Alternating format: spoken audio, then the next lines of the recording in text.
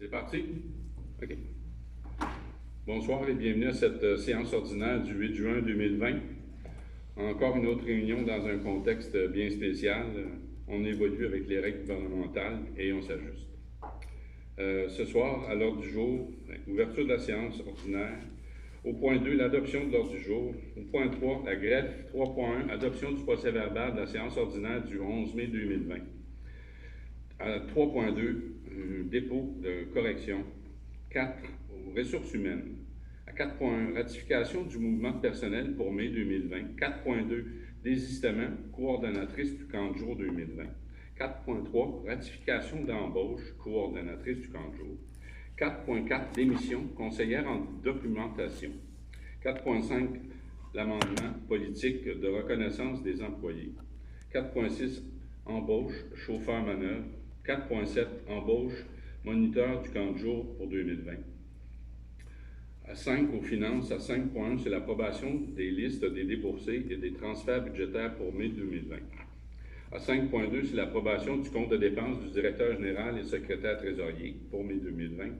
5.3, prolongation, réduction du taux d'intérêt des arrérages de taxes municipales. 5.4, programme d'aide à la voirie locale. À 6, sécurité incendie et sécurité civile, c'est l'approbation du plan de mise en œuvre du schéma de couverture de risque de 2019. À 7, au service urbain, 7.1, autorisation de paiement Environor incorporé, traitement de l'eau potable. 7.2, ratification, ajustement, étude du milieu naturel et autorisation associée à la stabilisation d'une section de la berge de la rivière de l'Île. 7.3, l'approbation de l'ordre de changement numéro 1 et autorisation de paiement, Englobe Corporation, stabilisation de la berge au 511 chemin Élie-Auclair. 8, à l'urbanisme et aménagement, une demande de dérogation mineure 2020-01, c'est au point 8.1. 9, sport, loisirs, culture et vie communautaire, à 9.1, c'est l'abrogation d'une résolution, la 2020-03-066, pour la fondation du Centre hospitalier Vaudreuil-Soulanges, Salon des vins de Vaudreuil-Soulanges. 9.2, annulation, retard et intérêt des comptes de la Bibliothèque municipale de Saint-Polycarpe.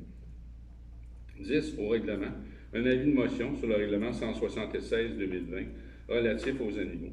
Point 11, parole au conseiller. 12, parole au maire. 13, période de questions. 14, levée de la séance ordinaire. Ça me prendrait un proposeur pour accepter l'ordre du jour. Monsieur Perrault, vous proposez? Est-ce que tout le monde est d'accord? Oui. Merci. Donc, ça nous amène déjà à l'adoption du procès-verbal de la séance ordinaire du 11 mai 2020. Alors, si vous en avez pris connaissance et tout semble conforme, je recevrai une proposition. Monsieur Bourbonnais, vous proposez? Oui. Est-ce que tout le monde est d'accord? Oui. C'est unanime? C'est bon. À 3.2, c'est pour dépôt seulement. Alors, le directeur général et le secrétaire trésorier procèdent au dépôt d'un procès-verbal de correction de la séance ordinaire du conseil municipal été tenue le 14 avril 2020 à 19h30 et d'une copie du document modifié conformément à l'article 202.1 du Code municipal du Québec. C'est pour dépôt, donc il n'y a pas de résolution ou d'appui à ce dépôt. Ça nous amène au point 4, aux ressources humaines. Donc, c'est la ratification du mouvement de personnel pour le mois de mai. Le conseil municipal veut ratifier le mouvement de personnel qui est énuméré dans le rapport du mois de mai 2020. Et encore là, ça me prend quelqu'un pour proposer. Monsieur Vincent, vous proposez. Est-ce que ça convient pour tous? C'est unanime? Oui. Ça va. À 4.2, c'est le désistement d'une coordonnatrice de camp de jour. Donc, considérant la résolution 2020-02-037 qui autorise l'embauche de l'employé 70-0006 à titre de coordonnatrice de camp de jour pour l'été 2020, considérant que cet employé a confirmé par courriel le 11 mai dernier son impossibilité à assumer la fonction de coordonnatrice, le Conseil accepte son désistement à titre de coordonnatrice du camp de jour pour la municipalité de Saint-Polycarpe et c'est effectif à compter du 11 mai. Encore là, une proposition pour aller de l'avant. Monsieur Régimbald, de vous proposer. Ça convient à tous, c'est unanime. Bien là, on va faire l'inverse. On va embaucher donc une ratification d'embauche de coordonnatrice de camp de jour. Donc, considérant la recommandation favorable de la directrice par intérim du service des sports, loisirs, culture et vie communautaire, on attribue le poste à Mme Émilie Deneau. Puis le conseil veut ratifier cette embauche au poste étudiant de coordonnatrice de camp de jour en date du 18 mai 2020. Un proposeur, s'il vous plaît, pour accepter l'embauche de cette coordonnatrice du camp de jour. M. Lalonde, vous proposez? Ça convient pour tous? Oui, oui. On est à une démission à 4.4, démission de la conseillère en documentation. Donc, considérant que l'employé a remis, la conseillère en documentation a remis le 19 mai dernier sa démission à titre de conseillère en documentation pour la municipalité de Saint-William. Le conseil municipal accepte sa démission et c'est effectif à compter du 19 juin 2020. Donc, encore là, une proposition pour accepter la démission de notre conseillère en documentation. M. Bourbonnais, vous proposez? Moi, j'ai une question. On est-tu à la recherche d'une remplaçante pour ce madame-là? Ou... Oui, tout à fait. On est rendu là. Oui. Ouais. Puis il y a des organismes aussi qui offrent le service. On va regarder. On va regarder ça. Peut-être qu'ils vont être proches. Ouais. Donc, est-ce que c'est clair et on entend les commentaires? Oui, c'est bon. On est à 4.5, c'est l'amendement de la politique de reconnaissance des employés. Donc, il y a lieu d'amender la politique de reconnaissance des employés et de corriger une coquille qui s'était glissée à l'article 2 de la politique. Et le Conseil veut amender cette politique avec la révision qui s'impose. Donc, ça prend un proposeur pour amender la politique de reconnaissance des employés. M. Perrault, vous proposez? OK. Ça va? Ça convient à tous? Oui. C'est unanime, ça va pour ça? OK. À 4.6, on est à l'embauche d'un chauffeur manœuvre. Donc, considérant la vacance du poste, considérant le manque de chauffeurs en période hivernale, considérant l'affichage du poste afin de combler ce poste de chauffeur manœuvre, considérant la candidature de Mme Monique Campeau, considérant la recommandation favorable du directeur général et secrétaire trésorier, le Conseil désire attribuer le poste de chauffeur manœuvre au sein des services urbains à Mme Monique Campeau, et ce, conditionnellement à la réussite de ses examens médicaux, et fixe le salaire de cet employé à la classe 4, échelon 3, de la convention collective qui est applicable aux employés de la municipalité. Ça me prend un proposeur pour aller de l'avant avec l'embauche de ce chauffeur manœuvre. Monsieur Normand Vincent, vous proposez. Ça convient pour tous? C'est unanime? Oui. On est à 4.7. Content d'être à 4.7 d'ailleurs. Donc, c'est l'embauche des moniteurs de camp de jour. Donc, considérant la recommandation du comité de sélection de procéder à l'embauche de Tina Boulay, Sophie Fortin, Sarah May Fortin, Maude Morancy et Lieti Figueiredo. Figueiredo, c'est ça. Donc, le conseil municipal embauche ces personnes à titre de monitrice de camp de jour pour l'été 2020 et embauche Mme Sophie Fortin au poste d'accompagnatrice.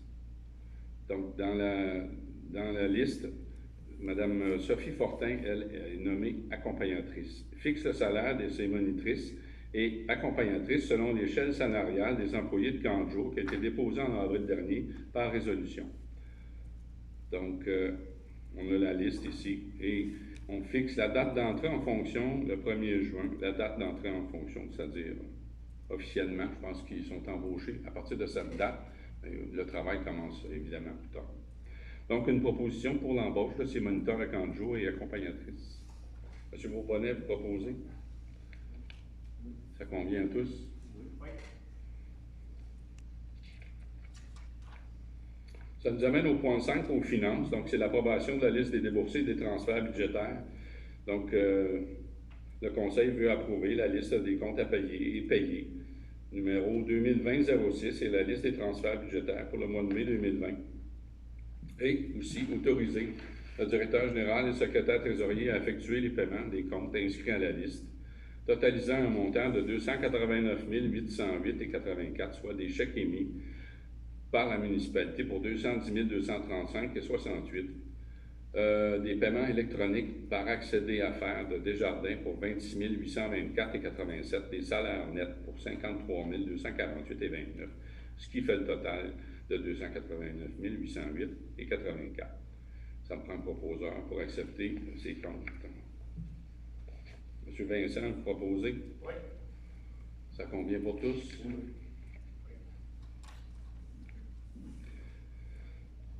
Donc, on est à 5.2, c'est l'approbation du compte de dépenses. Donc, le Conseil veut approuver le compte de dépenses du mois de mai 2020 du directeur général, secrétaire trésorier, autoriser le paiement de 60 $ au directeur général, secrétaire trésorier, à même le poste budgétaire qui s'y rattache. Encore là, c'est le red tape, mais ça me prend un proposeur pour accepter. M. Perrault, ça convient pour tous, c'est unanime? Oui. On est à 5.3, c'est la prolongation, réduction de taux d'intérêt, des arrérages de taxes municipales, donc considérant la résolution qui avait été prise qui fixait le taux à 0 du taux d'intérêt et les pénalités applicables à toute somme due sur les arrérages de taxes impayées depuis le 12 mars 2020. Considérant que cette modification du taux d'intérêt et des pénalités applicables est valide jusqu'au 12 juin 2020, considérant les circonstances exceptionnelles liées au COVID-19 qui sont toujours d'actualité et affectent économiquement les citoyens de la municipalité, donc le Conseil décide et convient de prolonger la résolution 2020-04-085 et fixer à 0 le taux d'intérêt et de pénalité applicable à toute somme qui est due sur les arrérages de taxes impayées, et ce, jusqu'au prochain versement, qui est le 14 septembre 2020. Alors, ça me prend un proposeur pour la prolongation. M. Vincent, je propose. Est-ce que tout le monde est d'accord avec ça? Oui. C'est unanime. On est à 5.4, c'est le programme de voirie, d'aide à la voirie locale.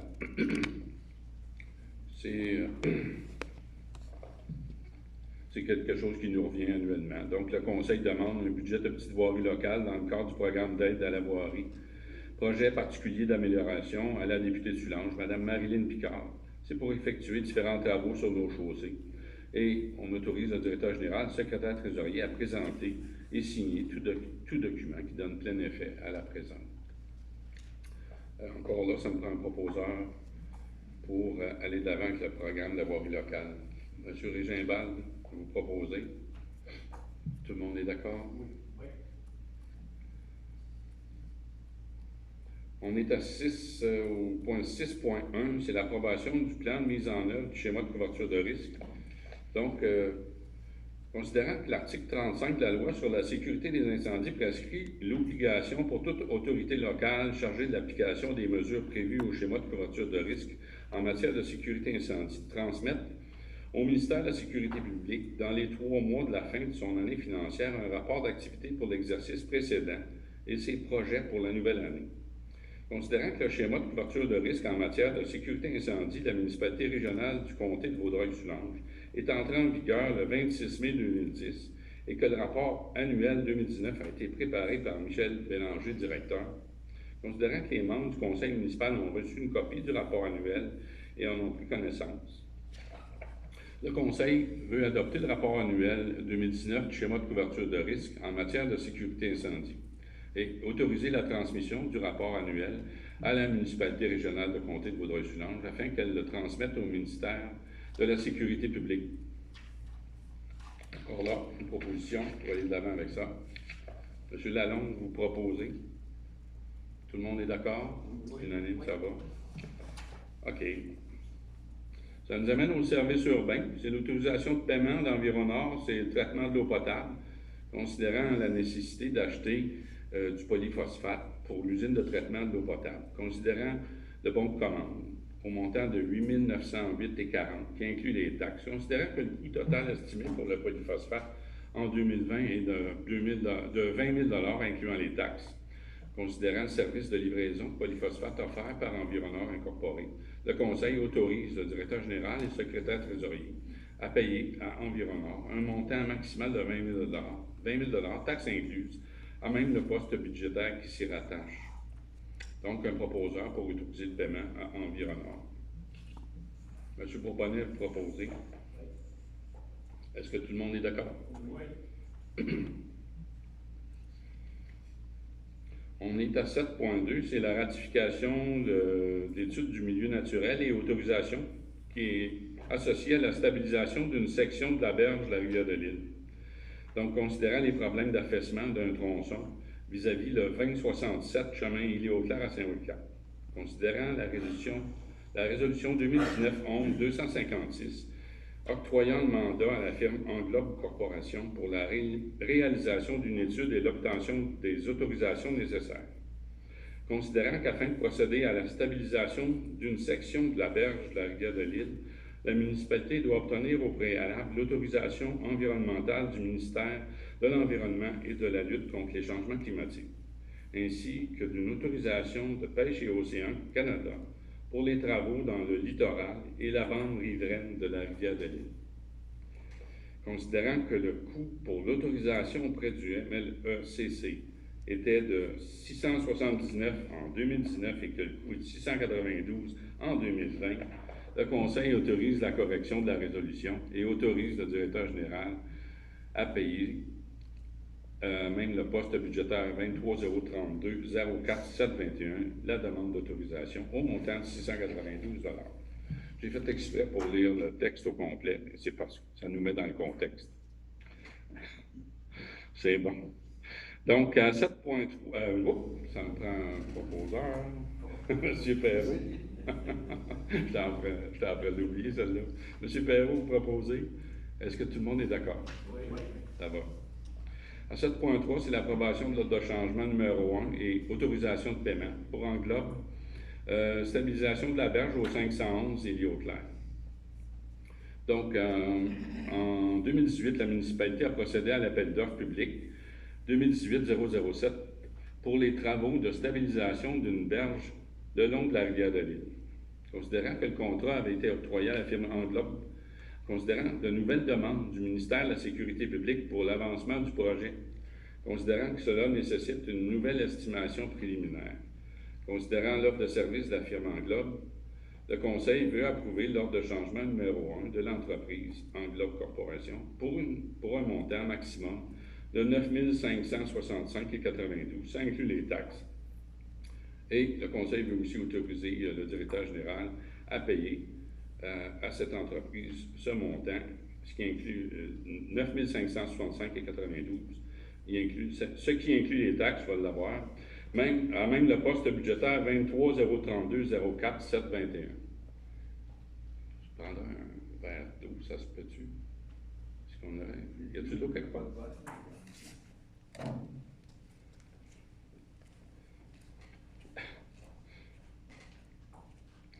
Donc, pour l'ordre de changement pour Englobe, au montant de 9 565,92, encore là, ça me prend une proposition. Monsieur Perrault, vous proposez? Est-ce que ça convient pour tous? C'est unanime? Oui. OK, donc ça m'amène au poste... on est rendu au point 8, c'est en aménagement et urbanisme. C'est une demande de dérogation mineure.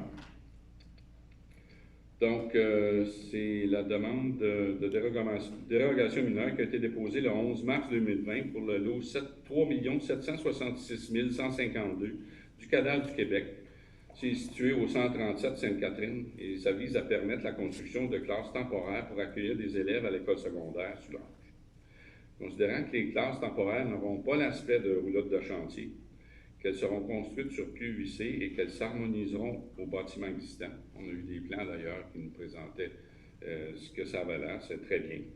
Considérant que l'occupation du sol ne sera pas dépassée, considérant que les fonds prévus à la construction d'une nouvelle école secondaire ont été octroyés, considérant que les classes installées y seront pour une période maximale de 5 ans, considérant la recommandation favorable qui a été émise par le Conseil consultatif d'urbanisme, considérant que conformément au décret ministériel du 7 mai 2020, qui porte le numéro 2020-033 de la ministre de la Santé et des Services sociaux, une consultation publique de 15 jours a été tenue afin d'inviter tout intéressé à poser leurs questions et donner leurs commentaires relativement à la demande de dérogation mineure 2020-01 qui est présentée devant ce Conseil.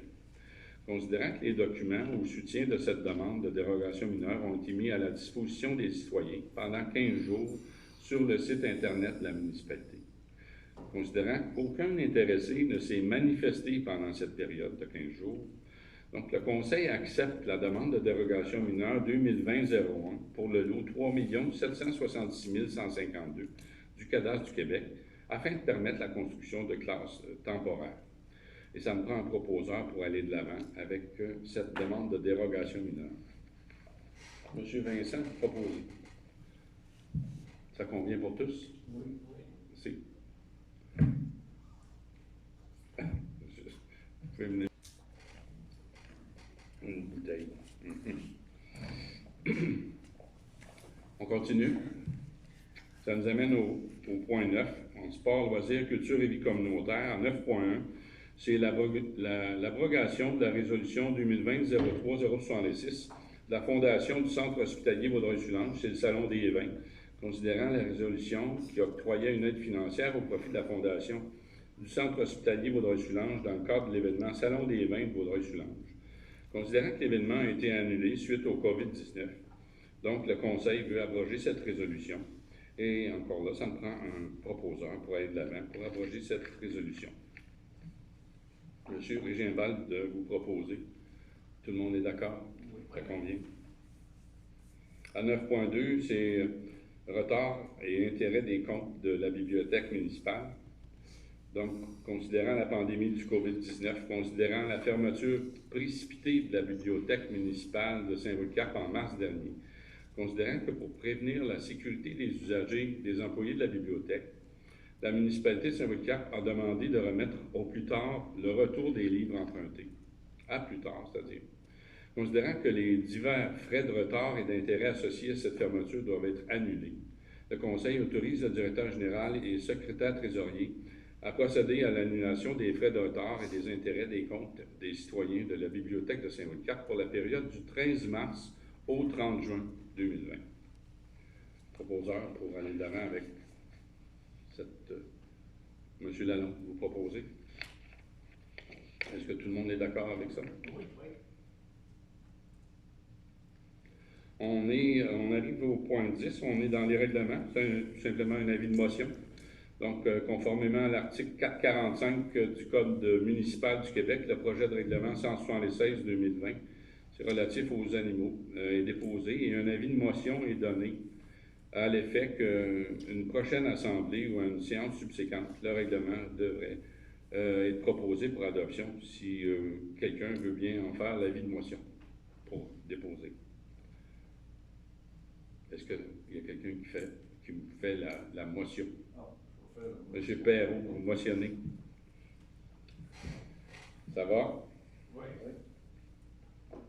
Donc, on est rendu au point 11, c'est parole aux conseillers. Alors, messieurs les conseillers, si vous avez des choses à nous faire part, des commentaires,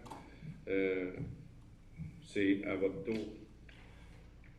Je peux vous passer le micro si jamais vous voulez. Je ne sais pas si je parle assez fort, mais moi, je voulais juste dire que j'étais très content qu'on fasse le camp de jour cette année, parce qu'il y avait eu des commentaires très négatifs suite à notre décision, mais je suis content qu'on y est revenu, que ça a changé, la donne a changé auprès des ministères, qu'on a pu l'offrir cette année. Moi, juste une question, là. Semble-t-il qu'on va ouvrir les parcs? Sont-ils ouverts, là, Marc? Non. Pas encore? Non, juste pour clarification, les parcs de la municipalité en date d'aujourd'hui sont toujours pas ouverts malgré la recommandation du ministère. À cela, la recommandation d'ouverture de parcs à partir du 1er juin s'ajoutait une obligation de mesures sanitaires très strictes pour l'ouverture des parcs. Donc, présentement, les ressources humaines et les ressources financières ne nous permettent pas d'ouvrir les parcs compte tenu de la situation, des obligations qui nous sont demandées, mais on suit la situation de près. Et puis, dès que la situation sera, disons, plus claire ou plus facile pour l'entretien, pour évidemment assurer la sécurité de nos citoyens, donc je pense qu'on pourra revoir la situation et avec plaisir ouvrir les parcs. Mais pour l'instant, les demandes de mesures sanitaires sont trop grandes pour les moyens que nous disposons présentement. Et c'est pour cette raison que les parcs, bien que l'espace vert est ouvert à tout le monde, donc les gens peuvent aller dans le parc, et les modules de jeu et les blocs sanitaires, donc les toilettes, sont fermés aussi jusqu'à nouvel ordre, jusqu'à temps qu'il y ait un relâchement des mesures sanitaires ou des directives différentes de la part de la santé publique. Parce que les aires de jeu ne sont pas placardées. Il n'y a rien qui empêche les jeunes d'aller tout le temps. Comme à l'habitude, ce qu'on fait, on fait une tournée diligente. C'est sûr qu'on n'a pas quelqu'un qui est là à tous les jours, mais ce qu'on fait à toutes les... Parce que la fin de semaine, surtout que les gens, en fin de semaine, on s'est aperçu que les gens avaient coupé les rubans. Donc ce qu'on fait, c'est à tous les lundis matin, on fait une ronde et on va rebarricader avec des banderoles. Mais évidemment, il y a des gens, malheureusement, qui les enlèvent, mais on va, de façon régulière, on va les remettre jusqu'à temps que les modules de jeu soient ouverts, mais pour l'instant, c'est clair que les modules et les toilettes sont fermés jusqu'à nouvel ordre, compte tenu des mesures sanitaires qui sont demandées. Mais sur le parc Nouvelle-Longueuil, j'ai noté aujourd'hui qu'il y avait une pancarte que c'était marqué que les modules étaient fermés. Tout à fait. Donc, ce qu'on prend, le plus possible, on essaie d'indiquer aux gens, quand les gens appellent à l'hôtel de ville, on leur répond aussi. Donc, le parc est ouvert, mais les modules de jeu, compte tenu que nous sommes incapables d'assurer la sécurité sanitaire de tous les citoyens et usagers de ces modules-là. Donc, on préfère pour l'instant fermer les modules de jeu et les blocs sanitaires, bien que les parcs sont ouverts, les espaces verts sont ouverts, on invite les citoyens plutôt à pratiquer ou à profiter de ces heures de détente-là, mais effectivement, blocs sanitaires et modules de jeu sont fermés compte tenu des mesures sanitaires qui sont quand même assez grandes. Et pour l'instant, nous sommes incapables d'arriver à avoir des mesures sanitaires qui sont adéquates selon ce qui nous est demandé de la part de la santé publique. Oui. C'est beau? Rien pour moi. Rien pour moi. C'est beau? C'est beau. Donc, ça fait le tour pour parole aux conseillers. Ça arrive au point 12, parole au maire. Deux points vraiment que je veux soulever, évidemment. La situation avec le COVID. La direction de la municipalité qui a suivi les règles émises par le gouvernement. On a quand même assuré les services de base, assuré les services essentiels. Je pense que ça a été fait adéquatement. Il n'y a jamais rien qui a été complètement arrêté. Il y a eu du télétravail, le service téléphonique a toujours fonctionné. Et on est évolutif avec les règles qui s'assouplissent aussi. Donc, c'est pas facile d'être parfait dans cette situation, mais je pense que je dois féliciter et remercier l'administration qui a quand même su bien se débrouiller avec ça et donner quand même le service à nos citoyens. C'est une expérience hors du commun, on comprend. Je vais prendre la balle au bon de M. Perrault pour continuer avec le camp de jour où vous avez mentionné qu'il y avait eu des commentaires négatifs.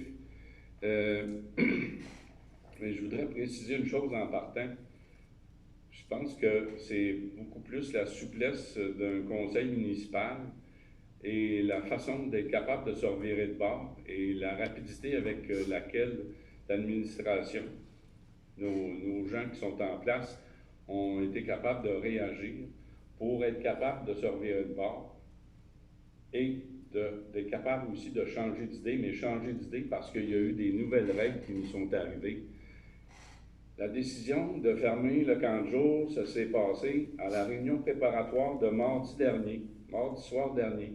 Mercredi dans l'après-midi, on recevait de nouvelles directives qui assouplissaient sensiblement, je le dis, les règles. Donc, à ce moment-là, on s'est mis en branle, la machine s'est remise en branle, on a fait les calculs, on a calculé l'impact financier que ça faisait. On ne se le cachera pas. La décision de mardi soir de fermer le camp de jour, il y avait deux points majeurs. Le point premier, c'est un point économique. Ça impliquait un coût supplémentaire de près de 40 000 $ à la municipalité pour 33 inscriptions au camp de jour. Donc, de ce fait, et ainsi aussi, avec toutes les mesures qu'il fallait adopter ça nous rendait vraiment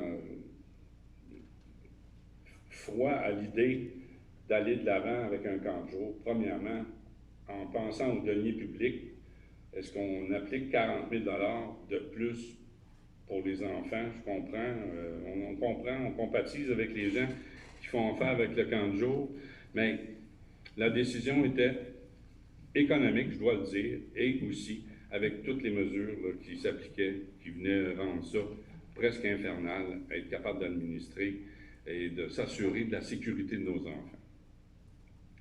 Donc, 33 enfants, 17 parents qui étaient impactés pour près de 40 000 $. Je pense qu'on en convient. Je pense que la décision était facile à prendre.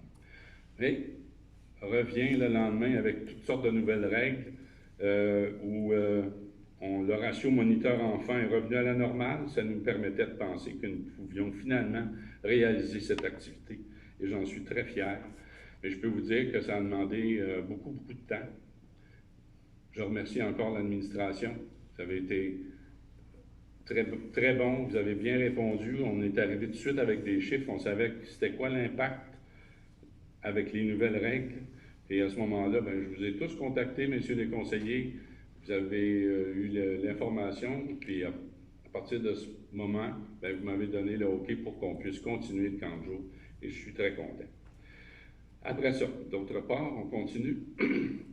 Ce camp de jour qui a mobilisé une journée complète de ma part, et après ça, je vous dirai encore au moins une demi-journée, pour se terminer avec une rencontre avec 2 autres maires vendredi après-midi, où nous arrivons à faire une entente, où on va réaliser une entente tripartite pour avoir un camp de jour qui sera offert aux enfants de Saint-Télesphore, Rivière-Baudette et Saint-Polycarpe. Parce qu'avec l'emplacement que nous avons ici, ça va permettre aux autres municipalités de pouvoir tenir leur camp de jour. Je peux vous dire que la semaine avant qu'on prenne la décision pour les camps de jour, tous les maires se sont appelés, consultés, puis se demandaient qu'est-ce qu'ils faisaient, parce qu'ils savaient, ils étaient souvent dans l'inconnu par rapport aux nouvelles règles qui étaient imposées et aussi par rapport à l'impact économique. Et plusieurs d'entre nous avions décidé de probablement abandonner le camp de jour. Mais comme je vous dis, avec les nouvelles règles, ça nous a changé toute la donne. Mais encore plus fier de voir qu'on peut avoir, c'est une première, où on se retrouve avec 3 municipalités. Comme vous le savez, j'ai toujours favorisé les ententes intermunicipales. On est ici, je pense qu'on est la preuve qu'on est capable de réussir à faire de l'entraide, des ententes municipales, intermunicipales. On offre ça au niveau administratif, on offre ça au niveau des incendies. On a un chef qui est Saint-Clair, Rivière-Baudette, Saint-Polycarpe. On a des préventionnistes. On a un urbaniste qui est dans 2 municipalités. Je regarde que quand on est capable d'offrir des choses puis mettre en commun des choses, on réalise, je pense qu'on réalise de meilleures choses. Alors, je suis très fier. Donc là, la municipalité de Rivière-Baudette et la municipalité de Saint-Télesphore viendraient se joindre à nous en collaboration avec la Maison de la Famille, qui va administrer en partie, je pense, et nous apporter aussi des moniteurs. Ce qui offrait déjà à Saint-Télesphore. Mais là, on va amalgamer de tout avec des moniteurs que nous embauchons, que Rivière-Baudette va embaucher et que la Maison de la Famille va fournir. Et ça fait presque doubler le moniteurs. Et plus. Donc, il y avait un peu plus d'inscriptions à Rivière-Baudette, mais pas beaucoup, je pense, actuellement. Juste un point peut-être à mettre à jour. Est-ce que les gens peuvent encore s'inscrire au camp de jour? Est-ce que la période d'inscription est terminée?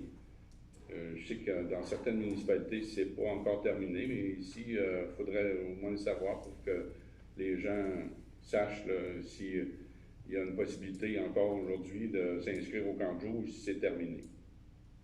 Est-ce que, monsieur le directeur général, vous êtes au courant? J'ai vérifié l'information. Je sais que dans l'ancienne mouture, notre grille était complète avec les 33 enfants.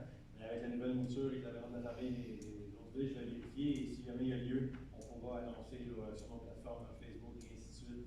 Mais pour l'instant, cette nouvelle-là, c'était complet. Là, à ce que je sache, je pense qu'on avait contacté tout le monde pour les aviser d'une fermeture d'un camp de jour et après ça, bien évidemment, on s'était ravisé sur nos positions. Oui, tout le monde était rappelé. Ben, je suis très content et j'insiste à dire que c'est pas. On comprend, on conçoit et